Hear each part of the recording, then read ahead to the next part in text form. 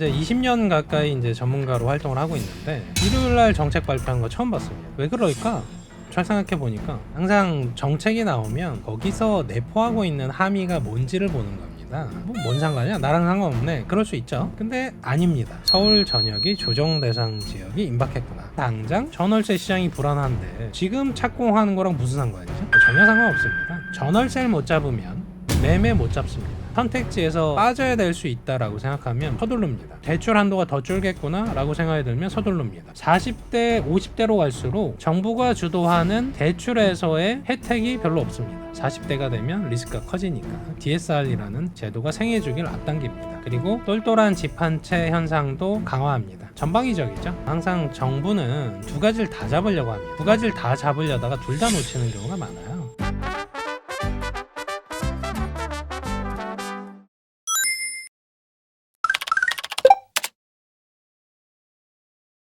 LTV 상한이 이제 50에서 40%로 예. 강화된 거죠. 이건 어떻게 보시나요? 자, 항상 정책이 나오면 거기서 내포하고 있는 함의가 뭔지를 보는 겁니다. LTV 규제 지역 40% 됐네? 규제 지역은 지금 4곳밖에 없으니까 뭐 뭔 상관이야? 나랑 상관없네. 그럴 수 있죠. 네. 왜냐면 강남 3구, 용산구는 약간은 그들만의 시장으로 좀 변질이 됐거든요. 네. 근데 아닙니다. 거기서 내포하는 부분들은 이렇게 써 있어요. 지금 내용 보면 조정 대상 지역도 LTV 40% 이렇게 돼 있습니다. 그래서 느끼셔야 되는 건 서울 전역이 조정 대상 지역이 임박했구나. 이렇게 인식하셔야 됩니다. 그러면 마포구에 위치한 10억 원짜리 아파트를 10억 원짜리 찾는 것도 지금 쉽지는 않습니다만 찾았는데 대출 한도가 627 대책 기준이면 6억 원이잖아요. 6억 원까지 나올 수 있는 거잖아요. 네. 근데 LTV 규제 지역을 40%로 묶었잖아요. 네.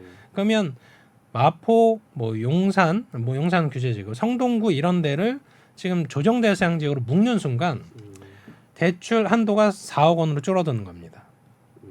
그렇죠? 네. 그러면 노원구 혹은 금관구, 노도강, 금관구, 은평구, 서대문구 이런 곳들이 규제지구로 묶이면 거기도 10억 원 초과하는 신축 아파트 많습니다.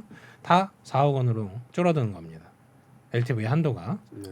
그러니까 이제 여러분들이 느끼셔야 되는 건 내가 원래 바라보고 있었던 한 10억 원 정도 되는 아파트를 원래는 내가 한 4억 원 정도 있으니까 대출 6억 원 나오면 살 수도 있구나. 선택지 중에 하나였구나. 이렇게 느끼셨던 부분들이 언제가 될지는 모르겠으나 임박했습니다. 규제 지역 지정한 순간 2억 원이 부족해지는구나. 이렇게 느끼셔야 됩니다. 네. 못 사는 게 되는 겁니다. 일반 서민이 2억 원이 갑자기 어디서 생깁니까? 627 대책 그리고 문재인 정부 때 대책도 그렇고 예. 그게 결국에 이제 현금 부자들을 위한 예. 이제 정책으로 조금 돌아가는 분위기였다. 예.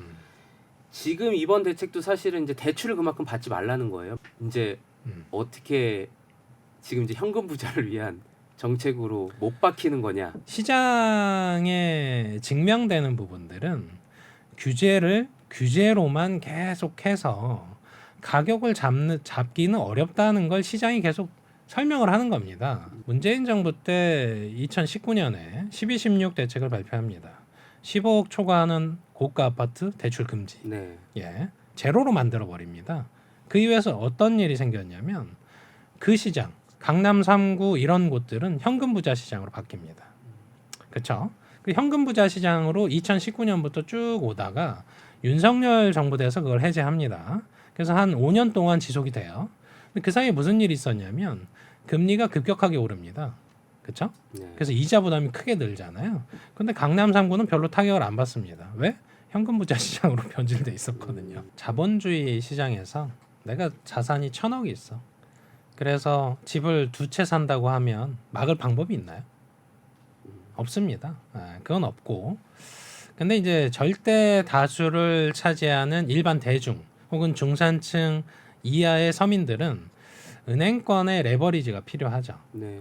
그래서 시장의 주된 수요층은 무주택에서 1주택이 되시는 분이거나 네. 혹은 1주택자가 갈아타는 과정에서 발생합니다. 근데 우리가 이제 분류하는 현금 부자들은 그런 거랑 아무 상관이 없죠. 627 대책 6억 원만 대출해 줄 거야. 임팩트가 큰 게 시장에 내성이 지금 쌓이고 있는 중이잖아요. 그래서 내성이 쌓이던 중에 또 다른 이제 대출 규제가 나온 거죠. LTV 40%. 그래서 앞으로 규제가 제가 볼 때 이제 100일 임박할 때 대출 이제 정책이 2번 나왔잖아요. 제가 볼 때는 정책이 한 2달 사이에 한 번씩 계속 나올 걸로 보입니다. 문재인 정부 때 한 24번 나왔잖아요. 네. 예. 한 20번 이상은 나와야 되지 않을까 이렇게 보고 있습니다. 그 다음 규제 정책은 추석 전에 규제 지역 확대 가능성이 높다. 이걸 일단 전망하고 시장을 보시면 좋을 것 같다. 단 그럼 문재인 정부 때부터 규제 지역을 막 해서 전국 단위의 절반, 그러니까 전국의 절반이 규제 지역이 된 적이 있었습니다. 네. 그래서 물론 그때는 저금리의 유동성 효과가 있어서 못 잡았다라는 평가죠. 그럼 지금 뭐가 문제일까요? 인플레이션이 문제입니다.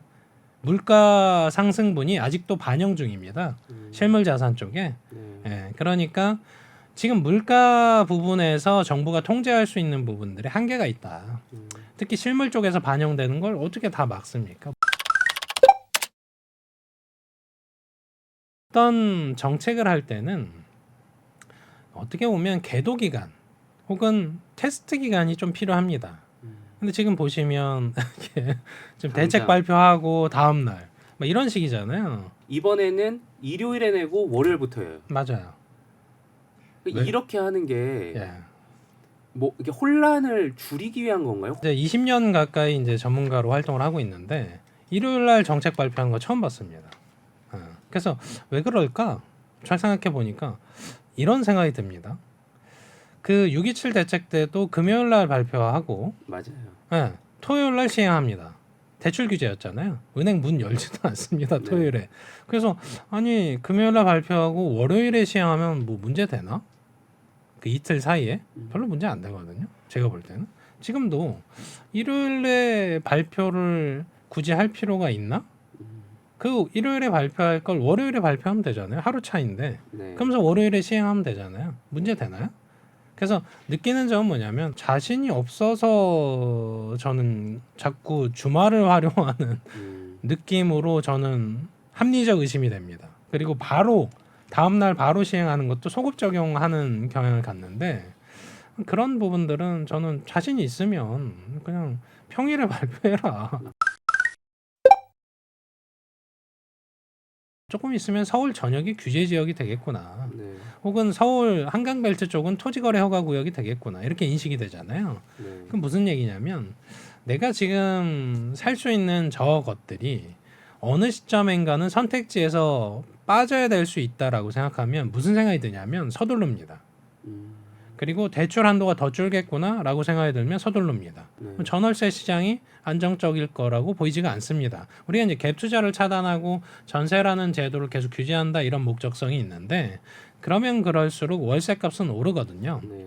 그럼 월세 쪽은 주거비 상승 개념이니까 네. 그럼 주거비 남의 집에 살면서 불편해지는 거죠.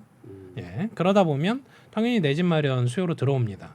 그러니까 제가 이제 시장에서 원했던 부분들은 이제 새 정부 들어서고 했으니까 똘똘한 집 한 채 현상부터 좀 완화를 시켜서 혹은 보유세를 좀 강화를 하고 거래세를 좀 낮춰서 기존 매물들이 좀 나오게 하는 게 즉시성이 있잖아요. 네. 그게 더 중요하다. 당장 신축해서 착공을 이때 할게요. 이만큼 할게요. 이거보다는 기존 매물들, 기존 주택들에서 회전이 좀 잘 되도록 하는 게 시장 안정에는 좀 더 도움이 될 거다. 더더욱 그 생애 최초 신혼부부 청년 이런 친구들이 30대에 왜 내 집 마련 수요로 들어오냐면 40대, 50대로 갈수록 정부가 주도하는 대출에서의 혜택이 별로 없습니다. 네. 지금 627 대책에서 보시면 30년 모기지로 다 제한해 버리잖아요. 그럼 잘 생각해 보시면 젊을 때 DSR 한도를 활용해서 혹은 정부의 정책 모기지를 활용해서 물론 정책 모기지도 다 줄였습니다. 그 상황에서 내 집 마련을 해놓지 않고 40대, 50대를 맞이하면 사실 내 집 마련이 어려워질 수 있습니다. 왜냐하면 은행에서 굉장히 리스크하게 보거든요. 네. 네. 그래서 30대가 내 집 마련 수요에 주축이 돼 있는 겁니다. 40대가 되면 리스크가 커지니까 DSR이라는 제도가 생애 주기를 앞당깁니다. 그리고 똘똘한 집 한 채 현상도 강화합니다. 예, 전방위적이죠. 지금 627 대책의 목적은 이런 얘기를 합니다. 이제 갭 투자 차단, 그리고 투기 수요에 대한 근절, 이런 얘기들을 하고 있죠. 똘똘한 집 한 채, 네. 예, 그리고 똘똘한 신축, 똘똘한 신축 아파트. 네. 예, 그러다 보니까 수요가 한쪽에 쏠렸습니다. 아파트라는 자산에 쏠렸고 신축이라는 자산에 쏠렸고 지역적으로 보면 서울 수도권에 쏠린 거죠. 그러면 특히 서울은 전국 단위의 내노라 하는 자산가들이 경연장입니다. 네. 다 들어오는 거예요. 강남 3구로 오는 거죠. 네. 뭐 대구에 계신 자산가든 대전에 있는 자산가든 그렇죠. 부산에 있는 자산가든 제주도에 있는 자산가든 똘똘한 자기 한치를 지역에서 살려고 보니 더 똘똘한 건 한강벨트 같네. 차라리 있는 거 정리하고 한강벨트 쪽으로 가자. 그래서 627 대책이든 이런 대출 규제의 특징은 똘똘한 한 채를 강화합니다. 그러니까 똘똘한 집 한 채를 강화할 때의 단점이 뭐냐면 강남 3구 쪽에 매물도 잠깁니다. 우린 매수자를 잠그는 대책이라고 얘기를 하잖아요. 네. 매수자가 덜 들어오게. 근데 중요한 건 꽤 괜찮은 지역에서는 매물을 잠가 버립니다. 왜? 거기에 있는 중산층 이상에 대한 서민들, 뭐 중산층 이상도 서민일 수 있으니까 그분들조차도 대출이 있습니다. 네. 대출이 있잖아요. 갈아탈 때 대출이 원하는 만큼 안 나옵니다. 기존보다. 그럼 기존 매물을 잠가요. 문재인 정부 때 뭐가 문제가 됐냐면 기존 매물을 잠가 버립니다. 예, 임대사업자 활성화 정책을 같이 병행하면서 그리고 재정비 사업들을 규제하면서 정비 사업 쪽에서 물건이 안 나올 것 같으니까 매물이 잠겨요. 지금 현상 똑같습니다. 627 대책은 기존 매물도 잠깁니다. 핵심지에서. 그러면 수요도 줄이는데 매물도 줄이는 거예요. 그런 특징들이 있으니까 거래량은 줄었는데 가격이 오르네? 이렇게 되는 겁니다. 자, 토지거래 허가구역도 매물을 잠그고 수요자도 잠깁니다. 그래서 거래량은 줍니다. 근데 토지거래 허가구역 계속 최고가 찍잖아요. 실제로 그러면 LH가 이렇게 주도해서 했을 때 시장에서는 어떻게 좀 평가하는지 좀 궁금해요. 3기 신도시를 예를 설명을 드릴게요. 지금 원래 사전 청약도 했었고 그리고 이제 본 청약도 하고 이제 준공은 2027년부터 시작됩니다.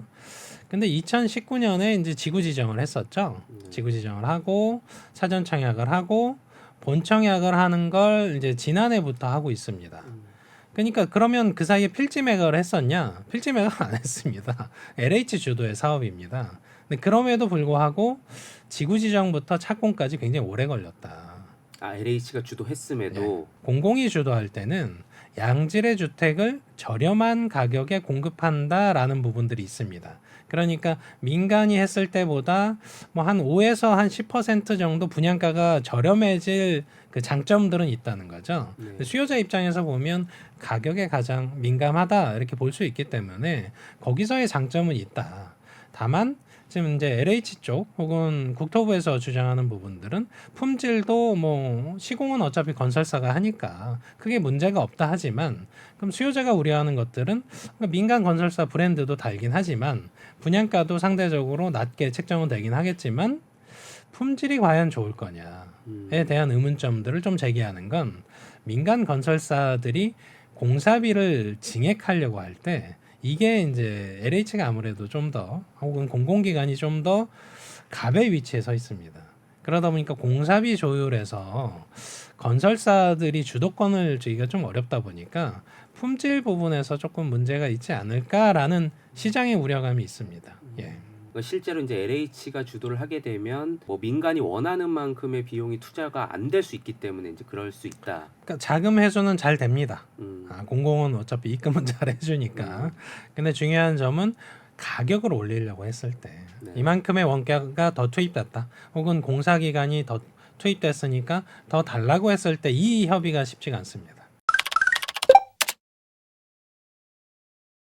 인허가가 아니라 이제 착공으로 바뀌었다고는 하지만 맞습니다. 실제 착공부터 입주까지도 뭐 한 3, 4년 걸린단 말이에요. 네. 전월세 뭐 대란이라던가 네. 이런 것들을 해결하기에는 쉽지는 않은 거잖아요. 네, 아주 정확한 지적이십니다. 그래서 핵심은 이겁니다. 보통 서울에서 한 5만 호 이상 정도 공급되면 좀 안정적으로 공급되는 편입니다. 그 준공을 기준으로 하죠. 근데 그 부분도 지금 한 6에서 7만 호로 착공 계획이 돼 있거든요. 그러니까 양은 정말 내년 정도 됐을 때 2026년부터니까 2026년에 수도권에서 한 10월, 11월 됐는데 20한 5만 호 착공하고 있다. 그럼 잘하고 있는 겁니다. 다만 이제 질문은 이거죠. 그러면 지금의 전월세 시장과 착공이랑 관련이냐? 관련 없다. 전혀 관련 없다. 지금 당장 전월세 시장이 불안한데 지금 착공하는 거랑 무슨 상관이죠? 전혀 상관없습니다. 그러니까 한마디로 앞으로 한 1년에서 3년 동안에 우리가 우려했던 건 공급 절벽이었죠. 네. 그럼 그 공급 절벽에서 우려했던 건 뭐냐? 전월세 시장이었습니다. 작년에 화두는 인플레이션이었습니다. 공사비 급증 같은. 그러니까 전년도에 던지니까 인플레이션으로 제가 2년 전에 작년에 화두는 인플레이션으로 던진 거고요. 네. 올해의 화두는 풍선 효과로 던져놨습니다. 대출 규제를 시작을 하면 이 풍선 효과라는 것들이 번지거든요. 근데 잘 안 보이실 거예요. 풍선 효과 정말 일어나서 노동왕 침체돼 있던데 이렇게 생각하시잖아요. 네. 아닙니다. 왜냐하면 서울 25개구에 연식별로 퍼집니다. 그래서 잘 안 보여요. 신축 중심으로 보시면 다 퍼져 있습니다. 옹기 다 퍼져 있습니다. 25개구에. 그리고 수도권 서울 근교에 신축 한번 가보세요. 다 최고가입니다. 그래서 연식 5년 차 이내냐 혹은 10년 차 이내로 퍼지니까 전체 변동률 상에서는 회복을 못한 것처럼 보여요. 그래서 풍선 효과가 일어나고 있다. 단 전체로 퍼지는 게 아니고 연식별로 퍼진다. 아파트만 퍼진다. 뭐 이런 식이니까 잘 안 보입니다. 그래서 풍선 효과로 보고 내년의 화두는 원래 공급 절벽이었습니다. 이미 확정된 미래. 네. 그렇죠. 그래서 지금의 착공 계획이 나왔잖아요. 내년의 공급량이랑 아무 상관이 없죠. 네. 해소가 되나요? 안 됩니다. 그럼 해소가 안 되는데 문제를 일으키는 건 전월세 시장. 네. 그럼 전월세 시장을 착공으로 해소가 안 되죠. 네. 그래서 매매도 못 잡습니다. 예. 전월세를 못 잡으면 매매 못 잡습니다. 매매가 잡히는 경우는 금융위기 때 잡힙니다. 경제가 절단 났을 때. 그래서 경제가 절단 날 것 같으면 내 집 마련을 하면 안 되는 겁니다. 예. 그래서 우리가 이제 보통 인플레이션 해지를 하려면 실물 자산을 가지고 있어야 돼라는 게 경제의 기본적인 상식이죠. 그래서 제가 이제 지방 지역을 설명할 때 안 오른다라고 설명하지 않습니다. 인플레이션만큼은 오를 거다라고 설명합니다. 네, 2에서 한 3% 정도. 그걸 왜 설명을 드리냐면 작년이 인플레이션이었던 이유가 공사비가 급증하면서 분양가가 주변 시세보다 비싸졌어요. 이제는. 네. 네, 공사비가 한 50% 늘었습니다. 그러다 보니까 주변에 위치한 기존 주택도 인플레이션 반영합니다. 그걸 인테리어 비용으로 반영하든 인건비로 반영하든 물건 교체에 따른 걸로 반영하든 다 반영합니다. 네. 그래서 분양가는 인플레이션의 총합입니다. 심지어 이 금리 오른 것도 인플레이션 요소입니다. 이자 비용, 조달 금리, 타 이자 비용도 인플레이션 요소입니다. 강남이랑 용산 예. 가격의 오름세가 어떻게 될 거라고 좀 보시는지. 못 잡습니다. 지금 이제 우리가 이제 정부에서 목표로 할 때 계속 하향 안정 혹은 마이너스 전환 이런 것들을 유도하는데 그냥 인플레이션 반영만으로도 연에 한 1%, 3% 정도에서 움직일 수 있습니다. 시장은 단 경제가 절단 나면 폭락할 수 있습니다. 반토막 날 수 있어요. 그러니까 예를 들어서 우리가 2008년 글로벌 금융위기를 얘기를 들어드리면 2008년부터 2013년까지 침체기였거든요. 네. 반토막 난 데가 어디였냐면 강남 3구 그리고 용산 그리고 성남 분당 같은 곳들 과천 이런 데가 반토막 납니다. 왜? 거기가 가장 고가의 자산이고 거품이 가장 많이 껴 있습니다. 소득으로 설명이 안 됩니다. 이제 더 이상. 그런데 전제는 경제 위기를 전제로 했을 때 그렇습니다. 그런데 우리가 저성장하는 뭐 1%대 성장 혹은 내년엔 또 잠재 성장률 끌어올린다는 목표가 있잖아요. 그리고 코스피 뭐 계속 뭐 더 끌어올린다는 그런 목표가 있으니까 뭐 그 경제 위기를 또 전제로 하고 우리가 설명을 드릴 수는 없으니까. 그래서 물가 상승폭 이내 구간에서 물론 이제 과거의 급등분 이런 거 하면 물가 상승폭 이상으로 튄 지역들이 분명히 존재합니다. 근데 잘 보시면 우리가 이제 세종시도 한번 보는 거죠. 세종시가 한때 한 해 동안 50%가 급등합니다. 네. 그리고 한 2, 3년 동안 30% 조정을 받아요. 네. 그럼 5년 동안 몇 프로가 오른 거냐면 한 20% 오른 겁니다. 네. 이걸 연간 단위로 쪼개 볼까요? 그러면 1년에 몇 프로가 오른 거죠? 뭐한 4. 그렇죠. 4에서 한 5% 오른 겁니다. 네. 그럼 거품이 아니에요. 음. 예, 그렇게 됩니다. 그러니까 시점이 되게 중요해요. 오른 상태로 얼마나 유지됐냐가 되게 중요합니다. 그래서 제가 2020년에 보도자료 낼 때 서울 평균이 10억 돌파했다. 그때 썼거든요. 아무도 안 믿어요. 예. 그래서 많이 공격을 받았습니다. 그때 네. 당시에. 그리고 지금 5년 이상 10억 원 이상을 뛰어넘어서 평균 가격이 지금 13억, 14억이 돼 있습니다. 이제는 10억 원이 언제였는지 기억도 안 나실 뿐더러 당연히 서울 아파트는 한 10억 정도 하는 거 아니야? 이렇게 인식하시잖아요. 네. 그게 시장의 수요층들이 받아들이고 오래 가면 거기에 내성이 쌓입니다. 그래서 예를 들어 이런 겁니다. 지금 한 13억 정도 하잖아요. 네.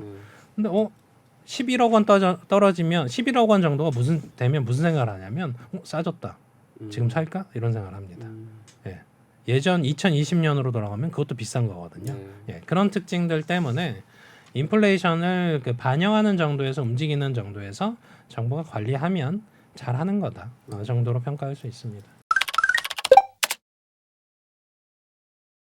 이 공급 대책 자체가 이제 그러면 실효성 예. 이런 거를 가지려면 어떻게 해야 된다고 보세요? 사실 뭐 열심히 LH 정부 주도로 해야 된다고 보긴 합니다. 근데 실효성을 가질 때 지금 이 방향인 것 같아요. 대출 규제가 또 나왔잖아요. 네. 대출 규제 보시면 LTV 40%는 이미 논의했으니까 거기에 전세와 관련된 대출 한도를 1주택자가 딴 데 가서 이제 전세 받으려고 하면 원래 한 3억 원까지 됐다가 2억 원으로 완전히 일괄해 버렸죠. 갭 투자하지 말라는 것도 있고 왜 네 집이 있는데 딴 데 가서 살아 뭐 이런 거랑 좀 더 관련돼 있고 그러면서 매매 임대사업자 대출 제로로 만들어 버렸습니다. 네.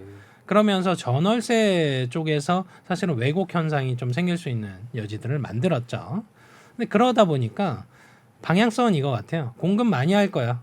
단 수요가 어설픈 가수요가 들어오면 안 되니까 수요도 억제할 거야. 이렇게 돼 있는 거죠. 네. 예. 근데 중요한 거는 제가 아까 설명드렸듯이 수요 부분들을 분산을 해야 됩니다. 지금 한쪽에 서울에 쏠려 있으니까 한강벨트에 쏠려 있으니까 한강변을 100층을 지으면 이 수요가 맞춰지냐? 안 맞춰집니다. 제가 최근에 한 3주 전에 이제 보도 자료를 낸 부분들이 서울 쪽에서 가구수 증가 부분들이 최근 3년을 보시면 한 5만 5천 가구 증가합니다. 네. 예, 연간 단위로. 근데 공급량을 보시면 연간 한 3만 3천 가구씩 공급되고 있습니다. 그러면 연간 2만 가구씩 전월세 수요, 거주 수요는 발생을 하는 거예요. 그게 이제 어떤 유형, 뭐 원룸이냐, 뭐 소형 주택이냐, 뭐 빌라냐는 다를 수 있겠죠. 하지만 가구 분화가 되면 전월세 수요로 들어옵니다. 네. 그럼 그 수요도 못 맞추고 있어요. 공급량이. 그러면 지금의 공급 계획에서 우리가 이제 2만 가구씩 연간 단위로 부족하니까 이건 누적됩니다. 네. 근데 지금 7년째 못 맞추고 있어요. 7년째 누적되고 있습니다. 그러면 지금부터 공급할 때도 마찬가지로 가구 분화는 계속 일어납니다. 수도권에서 100만 가구가 늘어나요. 가구 분화로. 근데 여기서는 여담입니다만 4인 가정이 2인, 뭐 1인 이렇게 해가지고 쪼개지면 네. 다시 합쳐지지 않습니다. 그렇죠? 그 이유는 굳이 설명 안 드려도. 예. 그러니까 전월세 수요는 수도권에서 계속 늘어납니다. 지금의 공급 물량이 돼야 그 수요를 맞출 수 있습니다. 예, 부족하진 않아요. 할 수 있으면. 단 할 수 있는지에 물음표가 계속 붙습니다. 그래서 저는 지금 135만 호 공급 계획, 착공 계획, 그리고 연간 27만 호씩 수도권에서의 착공 계획이 실현되길 바라는 입장이죠. 핵심은 이겁니다. 27만 호 착공 계획은 청사진입니다. 우리가 이제 기업을 운영할 때 혹은 팀을 운영할 때 매년 계획을 세우잖아요. 어떤 계획을 세우죠? 내년엔 이렇게 해보겠습니다.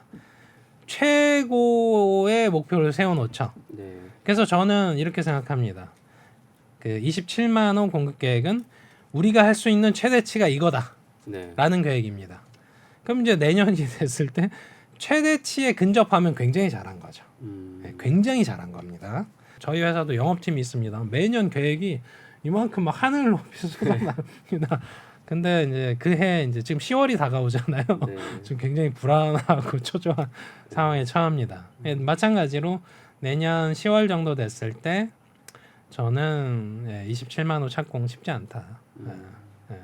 다만 거기서 한 80%, 70%까지 맞추면 굉장히 잘했다 이렇게 평가할 수는 있습니다.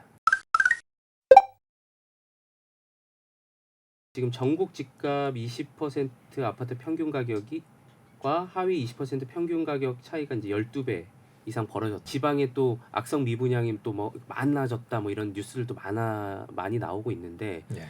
지방은 이제 어떻게 봐야 될까요? 그래서 지방 쪽은 확실하게 우대를 해줘야 된다.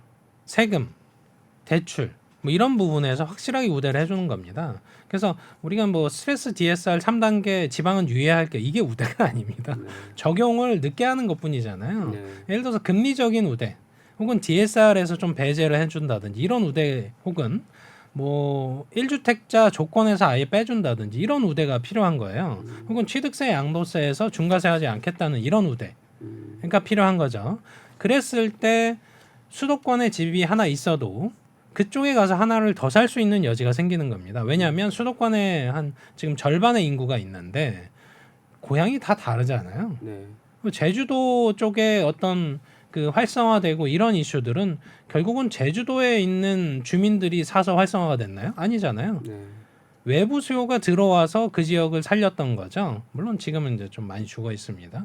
그런 것처럼 세컨드 주택, 그러니까 별장 개념이 최근 한 5년 사이에는 완전히 사라진 것 같아요.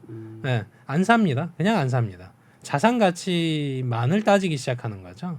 그거 자체가 사실은 똘똘한 집한채 현상이 된 거니까 지방 쪽은 수도권을 제외한 나머지 지역들은 확실히 우대를 해줘야 된다. 하다못해 수도권에서 지금 평택 이런 지역들은 미분양 관리 지역입니다. 네. 네. 같은 수도권에서도 차별화가 일어나잖아요. 그럼 그 지역은 우대를 해줘야 되는데 수도권으로 6억 원으로 같이 묶어버리죠. 좀 차별화를 해줘야 된다가 맞고요. 랩장님께서 네. 이 생각하시는 이제 부동산의 안정의 네. 의미 그리고 안정세라는 건 어떤 방향으로 가야 된다고 생각하세요? 뭐 안정의 관점은 정부의 목표치는 명확하게 가이드를 줘야 되는데 우리는 물가 상승폭 이내에서 관리하겠다 정도면 안정적으로 관리하는 겁니다. 그리고 사실은 물가의 가장 최일선에서 반영하는 게 주거비입니다. 임대차 비용은 물가를 바로바로 반영합니다. 즉각적입니다. 그러니까 사실 문재인 정부에서 그 임대차 입법 하기 전까지는 전월세 시장에 아무 문제가 없었습니다. 근데 임대차 입법을 기점으로 폭등했거든요. 항상 정부는 두 가지를 다 잡으려고 합니다. 임대차 시장도 잡고 싶고 매매 시장도 잡고 싶고 이 두 가지를 다 잡으려다가 둘 다 놓치는 경우가 많아요.